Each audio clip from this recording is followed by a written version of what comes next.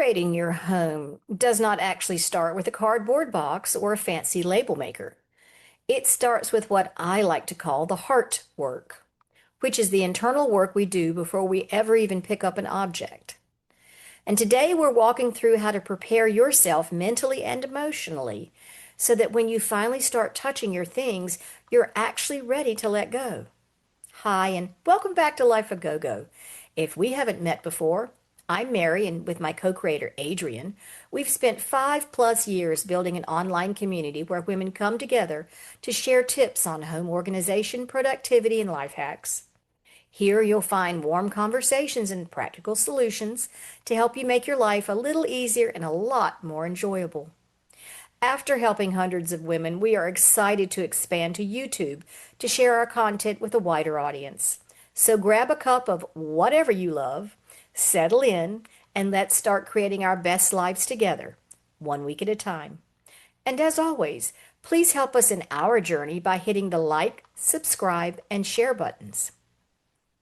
We begin today by preparing ourselves and our spaces for a new kind of life. Not a life that erases the past, but one that honors it, while still opening the door to the life you want to live now. In previous videos, we've already explored how our possessions hold stories, sometimes vibrant, sometimes heavy. And now the focus shifts from reflecting on our attachments to creating a plan. Why a plan? Because an uncurated home does more than take up space. It can quietly hold back our routines, our happiness, and our freedom to create new memories. Take a moment. Look around where you are right now. How does this space make you feel? Does it invite you to breathe, to focus, to relax? Or does it tug at your attention in ways that feel exhausting? That feeling is important.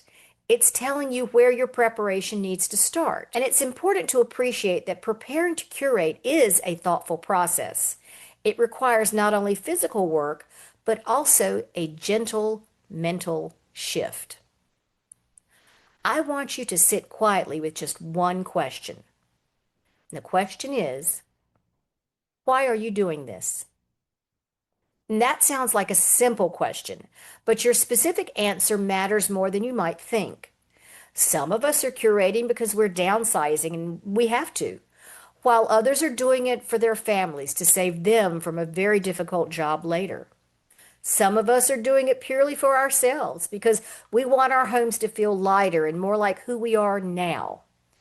All those reasons are perfectly good reasons, and there is truly no wrong answer to that question.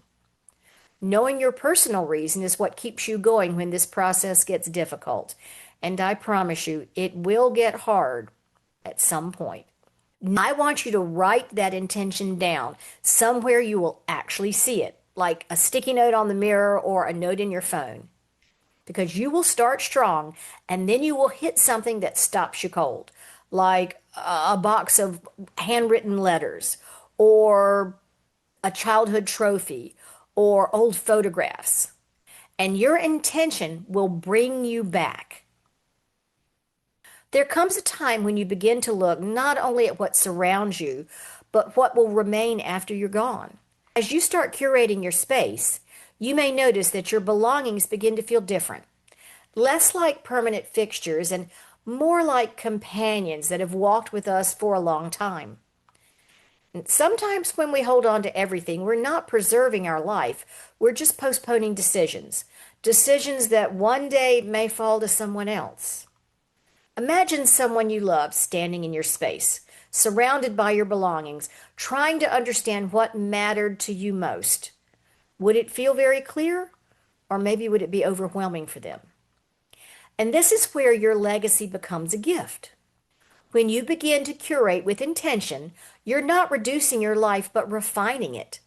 It's the opportunity to give while you're still here, to pass something on, to share the story behind it, to watch it become part of someone else's life. That's not letting go. That's living your legacy. It's generosity. So as you begin, you might ask yourself, does this represent the story I want to carry forward? Is this something I want to share now? There's no urgency here, only intention. because your legacy isn't something you leave behind one day, it's something you are living right now. Now let's get a little practical, but remember, this is gentle steps, not abrupt purges.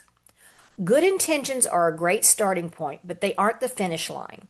Without a little bit of structure, most of us will stand in the middle of the room, pick up something, put it back down, and if you're like me, go take a nap or maybe make a cup of coffee.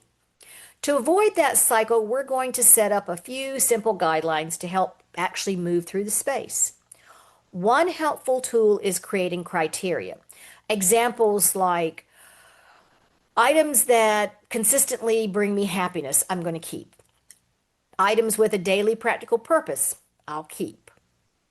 I am going to keep only the best examples of a collection. I am going to get rid of fuzzy photographs and photographs that have duplicates, or I don't know who any of the people are in the picture. I'll work in 20-minute blocks. I'll work once a week. Any of those are examples of the criteria you can set yourself. But I want you to spend time thinking about your guidelines because planning now will make your future actions much easier. This is not meant to be rigid or harsh. The guideline police will not come get you. It's merely a tool to help you sort through what often feels like really an emotionally charged assortment of items. And so by having some tangible guidelines, you're less likely to get swept up in the sentimentality of each moment and more able to see the bigger picture. I also encourage a lot of self-compassion here. Preparing to curate is not about judgment, it's about care. Each object had its role, and now you're offering the objects a new role, or maybe deciding it's time to let them go gently. We also can talk about micro goals. And as you set these little micro goals, consider creating maybe a checklist or questions to guide your decisions. First, ask yourself, does this object bring you genuine happiness or just brings you guilt? Second, think about whether the person who gave you this item would actually want it weighing on you like this. Third, consider if you can honor this memory in another way. And again, these guidelines are not meant to be rigid or harsh. You can change them as you needed. It's merely a tool to help you sort through what often feels overwhelming. Also, map out a potential timeline that works for you. Which boxes are you going to start with first, or which areas in your home? How frequently are you going to work? Once a week? Once a month? How long? 10-minute sessions, 20-minute sessions? I want you to give yourself lots and lots of space and flexibility. But I do want you to pick an area, a drawer, a shelf, a corner. I want you to spend a few minutes there sorting and notice how small victories ripple outwards. A cleared corner can create a sense of calm that spreads across the room and even across your day. Don't be afraid to ask for help. Talk to friends, family members, or professional organizer. Sometimes just discussing your goals can provide relief and perspective and also encouragement. Remember, this journey is personal, but it's also shared, and many of us have stood where you are right now. When things get tough, revisit your intention statement to remind you of your why. Here's another gentle reminder. You're not erasing your past, you're curating it. Think of each item as a chapter in your story. Some chapters are front and center, and some chapters are closed and meant to stay that way. Some items will be easy and you'll pick them up and you will know the answer immediately. Other things will stop you completely. But this isn't a failure on your part. It's the nature of how this works. Some objects carry more weight than others. And when you hit one of those walls, I want you to use this trick. I want you to use what I call the not yet box. This isn't a donate box or a keep box, but a middle ground where you can put the items, close the lid, write the date on it, and return after 30, 60, or 90 days, or later, whenever you feel ready.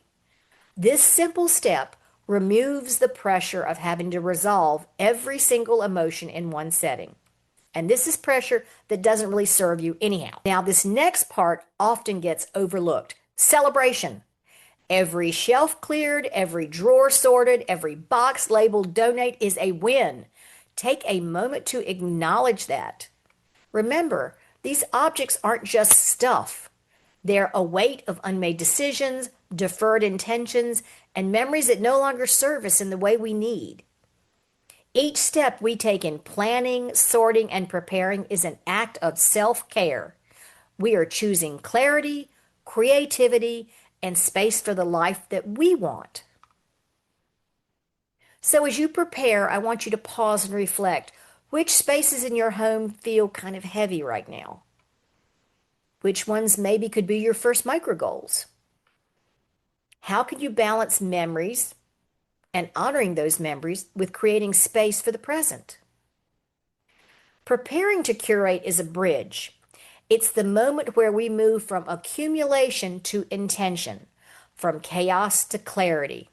Every decision, every guideline, every small act of planning lays the foundation for a home and a life that reflects who you are now, not just who you were.